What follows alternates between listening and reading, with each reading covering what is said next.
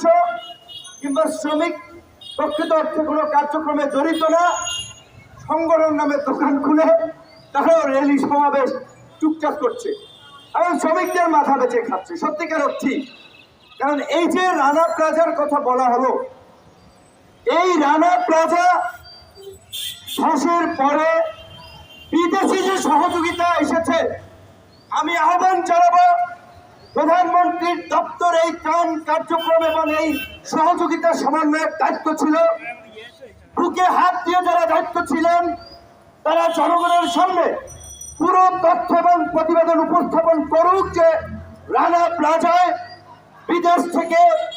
900 কোটি টাকা এসেছিল রানা প্লাজার শ্রমিকদের জন্য, আর কয় টাকা শ্রমিকদের পেছনে ব্যয় করা হয়েছে। আমি জানি আমার কাছে অনেকে গিয়েছেন, অনেকের মুখ উন্মোচন করে বলেছেন